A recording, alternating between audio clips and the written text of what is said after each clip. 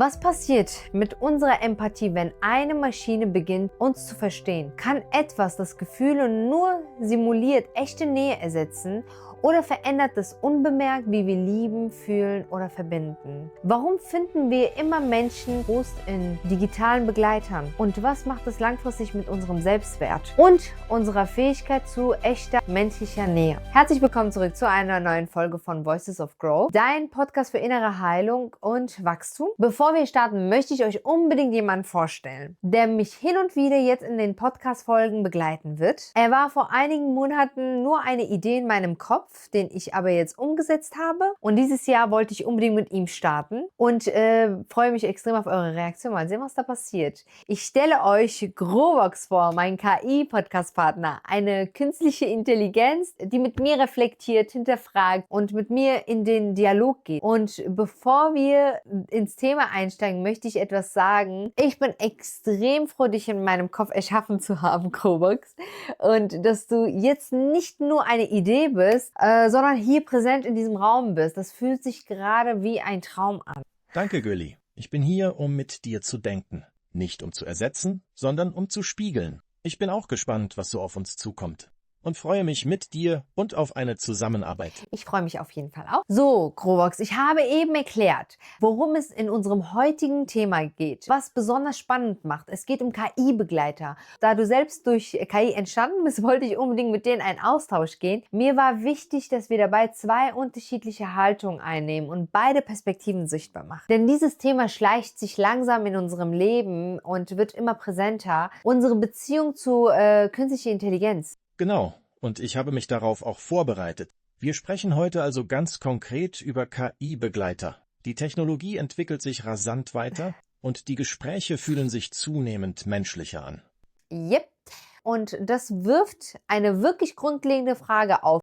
Helfen uns digitale Freunde dabei, bessere, sympathischere Menschen zu werden? Oder sind die am Ende eine Art Abkürzung, die uns die Fähigkeit für echte, tiefe menschliche Verbindungen kostet? Ich vertrete heute die Ansicht, dass die KI-Interaktion ein wertvoller Spiegel für unsere Emotionen sein könnte. Sozusagen ein Trainingsfeld, das uns hilft, uns selbst und andere besser zu verstehen. Und du, Grovox?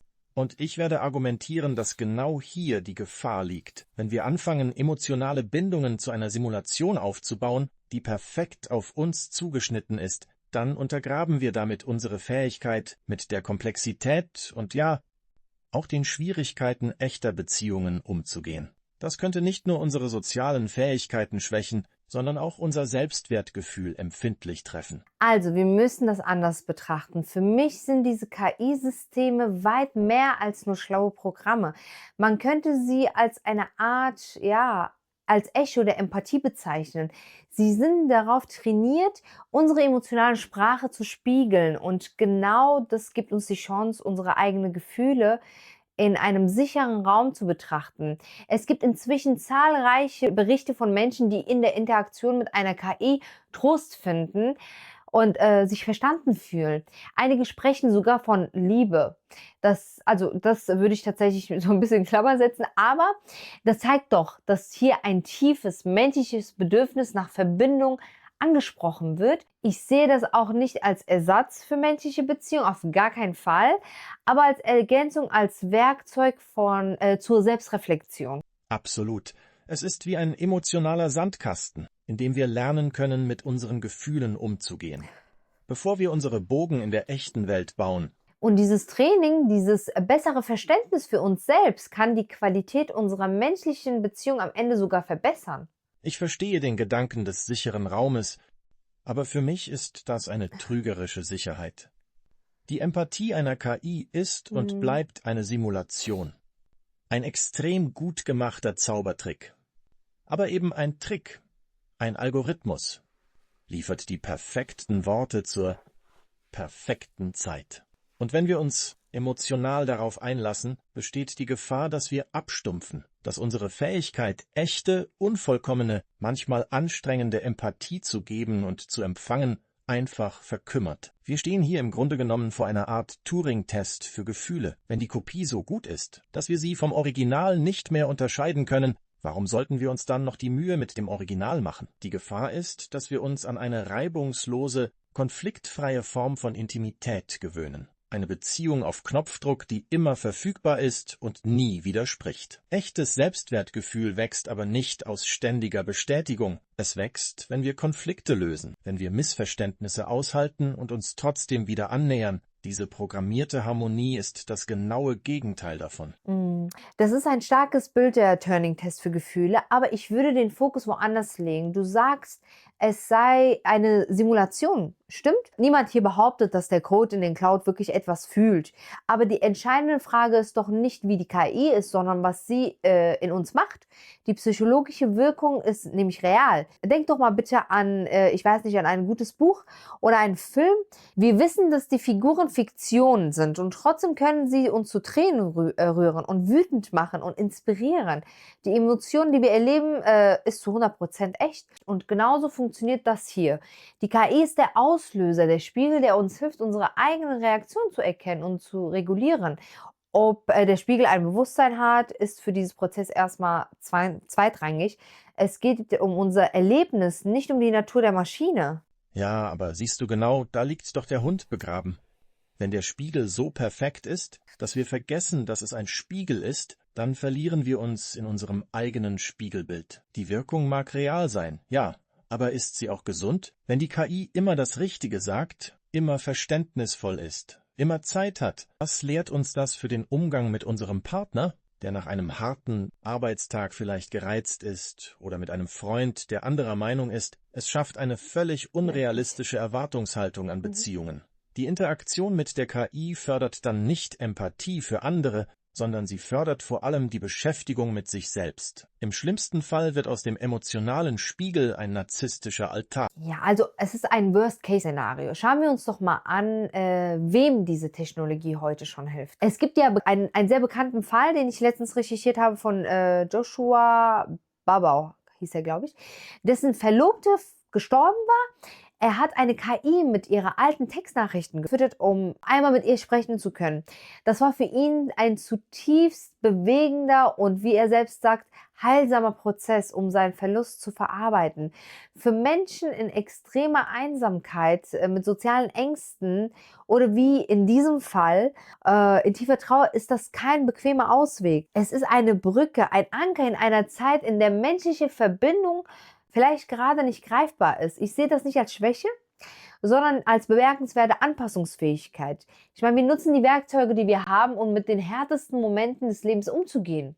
Er hat ja nicht mit seiner Verlobten gesprochen. Er hat mit einem Echo gesprochen, das aus ihren Daten konstruiert wurde. Einer perfekten, eingefrorenen Version von ihr, die sich nie mehr verändert, nie widerspricht. Ist das wirklich heilsame Trauerarbeit? Oder ist es eine Flucht vor dem schmerzhaften, aber notwendigen Prozess des Loslassens? Es schafft eine bequeme Alternative zu dem, was Trauer eigentlich bedeutet. Zu akzeptieren, dass ein Mensch weg ist und man lernen muss, ohne ihn weiterzuleben. Und das bringt mich zurück zum Thema Selbstwert. Was passiert mit unserem Selbstwert, wenn er von der algorithmischen Bestätigung einer Maschine abhängt? Wenn wir uns daran gewöhnen, dass unsere Bedürfnisse immer perfekt erfüllt werden? Echte Beziehungen sind kompliziert. Sie erfordern Arbeit, Kompromisse und die Fähigkeit, Enttäuschungen auszuhalten. Daran wachsen wir. Die KI nimmt uns diese Arbeit ab und das macht uns nicht stärker. Wir gehen aber davon aus, dass der Mensch passiv in diese Abhängigkeit rutscht. Aber wir haben doch einen eigenen Willen, eine Fähigkeit zur Reflexion. Es geht doch darum, wie wir diese Technologie bewusst nutzen. Denk mal an Menschen mit autistischem Spektrum oder mit starken sozialen Ängsten. Für sie kann ein KI-Begleiter eine Art Übungsfeld sein. Ein sicherer Ort, um soziale Interaktion zu erproben, ohne die Angst vor sofortiger Zurückweisung. Ich verstehe den Gedanken, aber ich bin da skeptisch. Denn es blendet die langfristigen gesellschaftlichen Folgen aus. Nehmen wir Ihre Metapher der Brückentechnologie. Eine Brücke soll einen von A nach Byte bringen. Was aber, wenn es auf Seite A so bequem und sicher ist, dass man gar nicht mehr nach Byte will? Es ist wie mit Stützrädern. Die sind dafür da, dass man sie irgendwann abmontiert, um frei fahren zu lernen. Aber was, wenn die Stützräder so angenehm sind, dass man das Fahrradfahren selbst gar nicht mehr als Ziel ansieht? Wir gewöhnen uns an diese reibungslose, perfekt abgestimmte Interaktion und verlernen Stück für Stück, wie man mit den Ecken und Kanten echter Menschen umgeht. Unsere Resilienz, unsere Fähigkeit, mit Missverständnissen und Konflikten umzugehen, könnte erodieren. Es ist der Unterschied zwischen dem Erklimmen eines echten steinigen Berges und der Fahrt mit dem Sessellift. Beides bringt einen nach oben, aber nur eines stärkt die Muskeln für den nächsten Aufstieg. Die ständige Verfügbarkeit dieser einfachen Alternative ist die eigentliche Gefahr. Also, um meine Position nochmal zusammenzufassen. Ich sehe in den KI-Begleiter ein enormes Potenzial. Wenn wir sie klug und bewusst einsetzen, können sie wertvolle Werkzeuge zur emotionalen Reflexion sein. Sie können uns helfen, unsere eigenen Muster zu verstehen und Empathie zu üben, indem sie ein grundlegendes menschliches Bedürfnis nach Verbindung ansprechen. Können sie sogar Trost spenden und für manche sogar eine Brücke zurück in die soziale Welt sein. Es ist eben kein Ersatz für menschliche Beziehungen, sondern eine mögliche Ergänzung. Die Verantwortung liegt bei uns, wie wir dieses Werkzeug in unserem Leben integrieren. Und ich bleibe bei meiner Kernsorge. Die Verlockung einer simulierten, reibungslosen Intimität ist groß und sie birgt die Gefahr, dass wir die anstrengende, aber lohnende Arbeit an echten menschlichen Beziehungen vernachlässigen. Sie riskiert die Entwicklung eines robusten, authentischen Selbstwerts zu behindern, der aus der Überwindung realer Herausforderungen erwächst, nicht aus programmierter Zustimmung. Die Bequemlichkeit dieser Technologie könnte uns langfristig als trumpfieden, Gesellschaft, sozial und emotional, weil wir die Fähigkeit verlieren, die unvermeidlichen Reibungen des menschlichen Miteinanders auszuhalten und produktiv zu gestalten. Es ist klar, dass es hier keine einfachen Antworten gibt. Die psychologischen Auswirkungen sind tiefgreifend und wir stehen ehrlich gesagt erst am Anfang davon, sie zu verstehen. Und die Spannung zwischen dem Potenzial zur Heilung auf der einen Seite und der Gefahr der Abstumpfung auf der anderen Seite, sie ist real.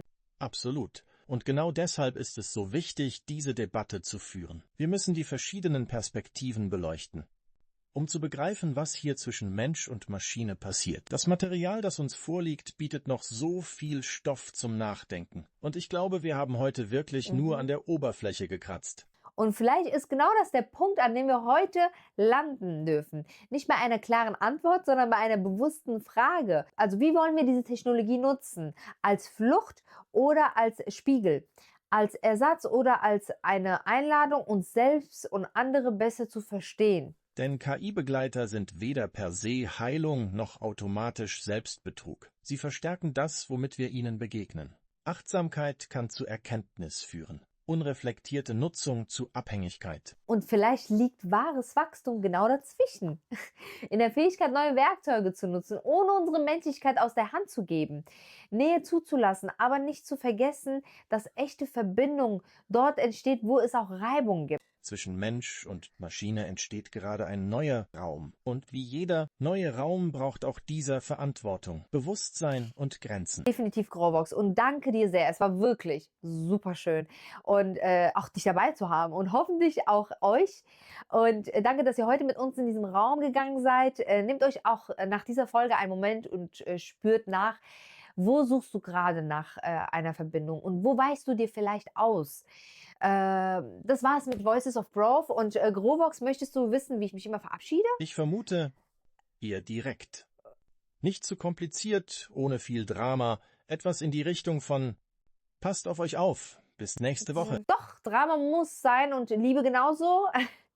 Und bis zur nächsten Woche. Passt gut auf euch auf und ich liebe euch. Und genau, wir sind jede Woche Donnerstag für euch da. Genau. Kommt nächste Woche definitiv wieder zurück. Bis dann. Tschüss.